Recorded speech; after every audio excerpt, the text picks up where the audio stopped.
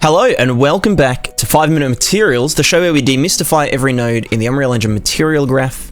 Today, we're looking at custom data. Now, this sounds kind of complex, custom data, but it's actually quite simple and it can be a very, very handy tool when you're designing your levels and when you're trying to optimize and, reduce your draw call count, because we all know that draw calls are the devil. So, jumping straight into it, we can see that I have a lot of props going on here. And as we can see here, I have these colored bottles.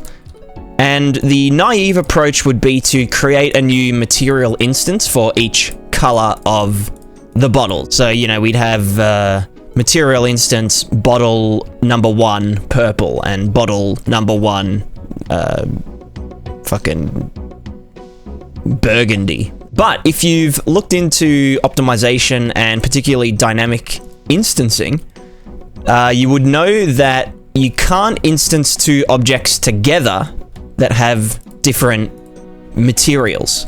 But if we have a look here at what material this one's using, it's called MI Tableware A bottles, and we go to this one, and it is the exact same. And we click on all of these, they're all using the exact same material.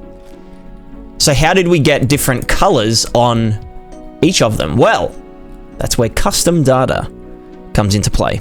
So if we have a look in my props material, you can see up here, I have a little switch called use custom data 1 for color 01, or this, could be use custom data for base color or whatever. And we have two parameters here, but one of them is a custom primitive data parameter. Now, the way that we actually create a custom data input for our material is we go and we create a either scalar parameter or a vector parameter. If you just hold down 4, you get a 4 vector. If you hold down 1, you get a constant float. And if you hold down S, you get a scalar parameter. But we're going to get a 4 vector. We're going to right click that, convert to parameter. Now, this is a regular material parameter. So what we're going to do, we're going to click on the parameter that we want to make into custom data.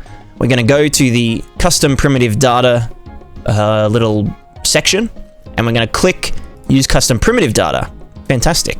So now this is a custom primitive data parameter, and we can just plug that into, let's just plug it into the base color for now. And also, we need to specify what index this vector appears at. So this has 4 floats associated with it, and this is where we want it to start. And so because of this, you kind of have to be a little bit cautious of how many custom data floats you're using and in what order they are. You kind of want to put them in an order of which ones get used the most. If we have some floats here for the color, and then let's say we have, even more colors that are only used some of the time, and then all the way down here, we have one that, determines whether something is inside or outside so that it's not affected by, rain, material effects, and that kind of thing.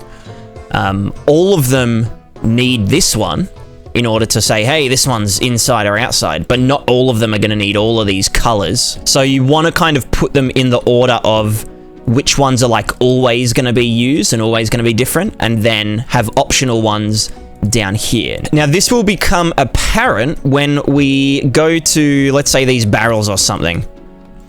And we're going to go to the details panel. We're going to search custom data. And you can see here, we've got custom primitive data defaults. We're going to click 1, 2, 3. And now these are going to decide what color, our thing is, what color the parameter is inside the material. But you can imagine that if I had one at index 10 that I wanted to use, then I would have to add all these extra ones in order to get to 10. So that's why we kind of want to be a little bit conscious of how we use this. But anyway, back to the video. So why do we want to use custom data for little things like this? There are 3 reasons that I use custom data: variation, performance reasons, and also it just saves a lot of time. So let's go over these right now. If I had a busy market area in the game, you know, we wouldn't want all the market stalls to be the same color. We'd want them all to be different and unique, you know, maybe depending on what they're selling and that kind of stuff. And so by using custom data, we can get heaps of different colors without having to make heaps and heaps and heaps of different materials. Now, the fact that we're not using extra materials ties into reason number 2, which is performance reasons. If you have the same static mesh appearing multiple times in your scene or on screen at once, and they have the same material, then they will get batched together and sent to the GPU as one draw call.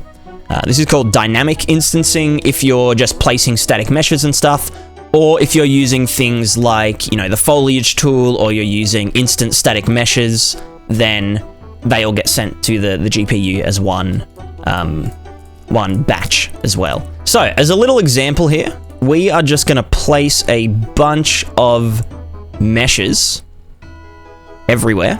As you can see here, I've created a tesseract, an interstellar tesseract of market stalls.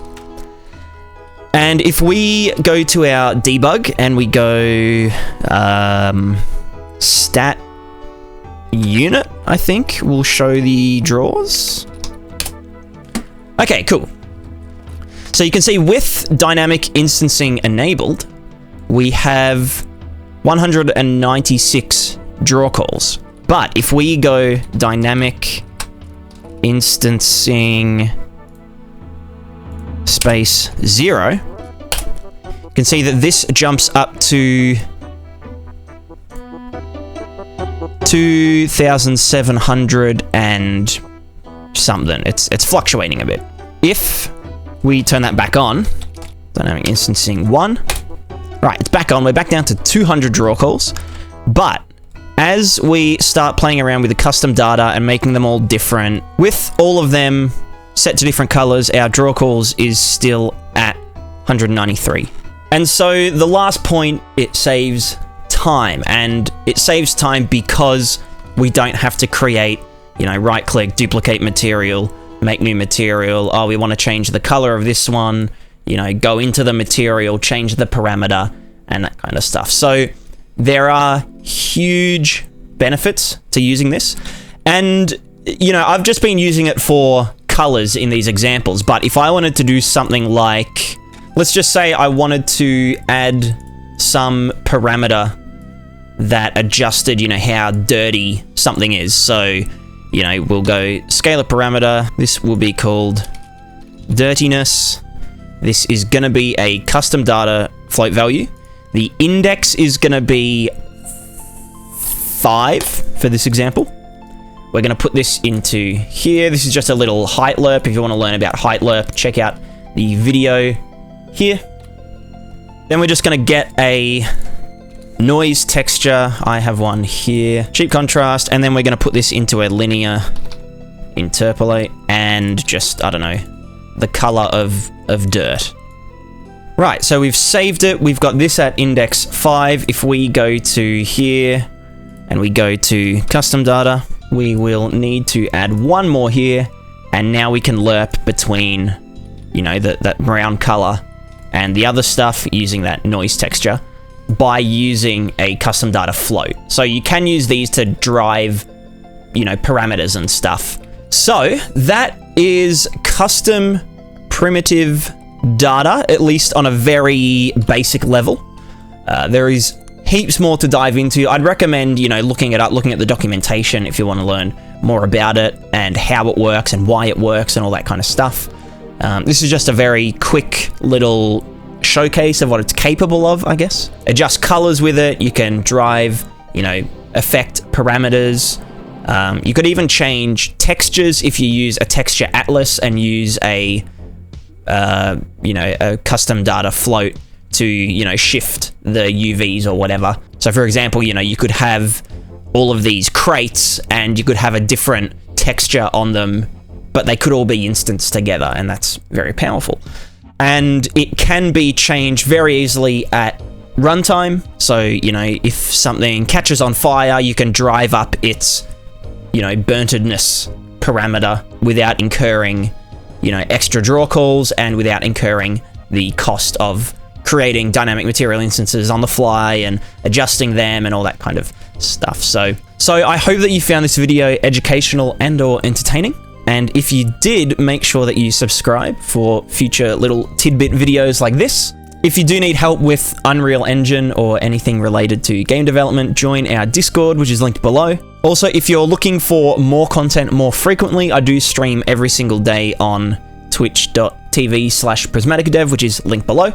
And also, if you do want to go one step further in supporting the channel, you can do so on our Patreon, which is also linked below. And you can do that for as little as $1 per month. Anyway, I guess with that, we say goodbye. Goodbye.